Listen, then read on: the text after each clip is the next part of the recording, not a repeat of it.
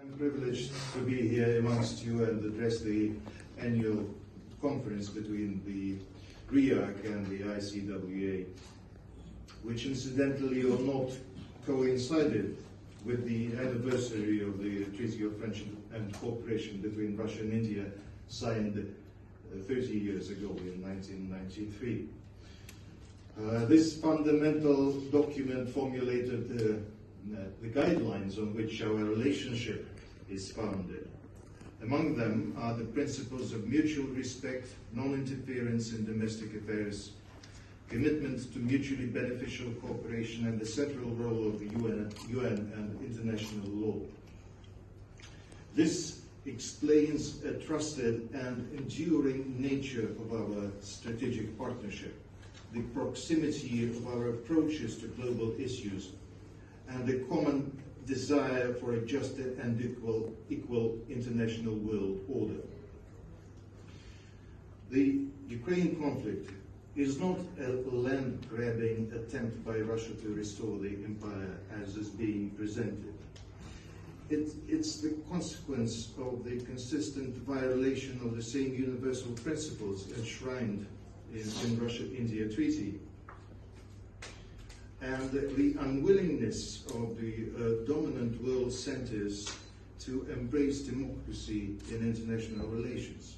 It's not a coincidence that against this backdrop, the Indian position defending its legitimate national interests and primacy of sovereign decisions gets criticized. Russia and India share a ramified network of platforms and groupings that help promote the prospective global agenda for the benefit of the broader international community. Our constructive interaction at the UN with India as a member of the Security Council in 2021-22 was quite supportive to ensure genuine implementation of the principles of the UN Charter without double standards. We stood like-minded to prevent the misuse of global organization for vested purposes. India has taken a neutral stance as regards the efforts to exclude Russia from multilateral institutions, including OPCW, BWC, FATF, UNESCO, and others. Our and India's priority is to achieve genuine democracy in the global governance with the enhanced role of developing states of Asia, Africa, and Latin America. Russia supports India's commitment to become a permanent member of the UN's Security Council. We see the current Indian presidencies in the G20 and the SCO as an opportunity to efficiently promote the agenda of these crucial associations. We appreciate the ideas of a consensus-based response to the challenges with regard to emerging energy and food crises, as well as to sustainable development needs, especially in the global south. We are working very closely on major topics such as supply chains resilience, infrastructure financing, digital transformation, promotion of startups, architecture, etc., which are supposed to significantly contribute to restoring the global economy. Together, we also realized that in order to succeed, there should not be any place to artificial alienation lines, which create mistrust and undermine stability. Consecutive G20 chairmanships of India, South Africa, and Brazil would certainly offer more space for traditional coordination within BRICS on vital topics. As an important and comprehensive tool to support global transformation towards multipolarity, BRICS is gaining a momentum. There is a growing interest amongst other dynamic developing nations to join the Big Five, which needs to be deeply accommodated. The integration process has accelerated in the Eurasian space, where the SCO occupies a unique place as a gravitational platform. Continuous expansion of the organization speaks for itself. so as the prospects of intensified cooperation in security, in energy, investments, infrastructure, logistics, as well as people-to-people ties. At the same time, we are of a strong belief that the Eurasian stability would greatly benefit from closer interaction between the three major powers in Asia: Russia, India, and China.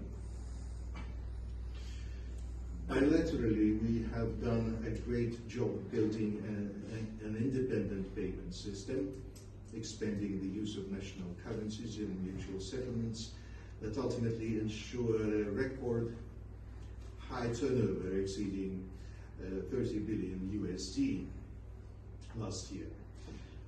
I would agree with Ambassador Kapoor that caution is there, and so we have to be, in my view, more forthcoming in this. Along with the flagship projects of Kudankulam and BP, Russia has become the largest oil supplier to India, significantly contributing to India's energy security. We are purposefully developing alternative transport routes, primarily the North-South ITC, attracting partners to large-scale energy and infrastructure projects in the Russian Far East, in Siberia, for the Northern Sea route. A strong push has been given to business and interregional contacts. We feel it here. Customs cooperation and fintech ties have been deepening. There is immense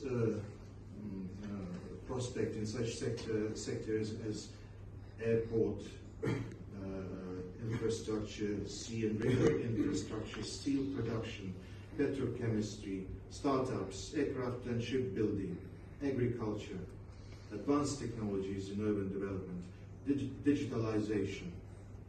Russia has a lot to offer to India and vice versa in all these areas. With the Western companies leaving Russia abroad, opportunities have opened up for Indian business, much of which are already underway. The speedy implementation of an FTA between the Eurasian Economic Union and India, and the formation of efficiently working bilateral commercial and industrial associations will facilitate the qualitative restructuring and further diversification of trade, economic and investment ties. The level of Russia-India defense cooperation remains unprecedented. Many are of the opinion that the major reason for that is India's heavy dependency on the Russian equipment. I would argue that it is primarily because Russia, unlike others, does not condition such cooperation to political demands and offers the maximum transfer of advanced technologies to a much fuller extent than the others. The BrahMos missiles, the AK-203 assault rifles, joint ventures, licensed production of T-90 tanks, Su-30 MPI firefighters, as well as cooperation on other armaments and components, are the telltale examples and the best testament of Russia's contribution to the Make in India and Self-Reliant India programs. Dear friends, cradled in the proud history, the Russian-Indian strategic partnership remains an integral part to securing the fundamental interests of the peoples of the two friendly nations. Both our countries have established multiple strategic arrangements with many partners. However, ours is unique because of its proven reliability.